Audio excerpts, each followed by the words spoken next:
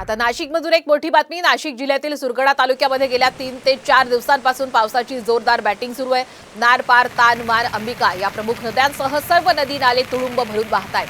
पुरामुळे अनेक गावांचा संपर्क तुटलाय, तर दुसरीकडे सुरगडा गुजरात या राज्यमार्गावरील कोठुला आणि हातरुंडी या गावाजवळ भला मोठा वटवृक्ष कोसळलेला आहे, त्यामुळे या मार्गावरची वाहतूकही ठप्प झाली आहे।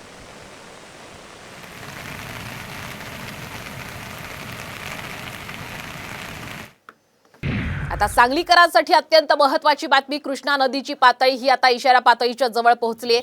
कृष्णा नदीची पाणी पातळी ही 39 फूट 11 इंचावर पोहोचलेली आहे। गेल्या 24 तासामध्ये कृष्णा नदीची पाणी पातळी फक्त 1 इंचानं उतरली आहे, त्यामुळे प्रशासनाने नागरिकांना सतर्क राहण्याच्या सूचना दिल्या आहेत। तर पूरपट्ट्यातील अनेक कुटुंब अद्यापही स्थलांतरित झालेली असल्याची माहिती मिळते आहे।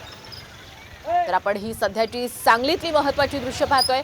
कृष्णा नदीची पाणी पातळी ही 29 फूट 11 इंचावर पोहोचलेली आहे। पूरपट्ट्यातील अनेक कुटुंबांचं सध्या स्थलांतरही झालंय। सतर्कतेच्या सूचना प्रशासनाने दिल्या आहेत।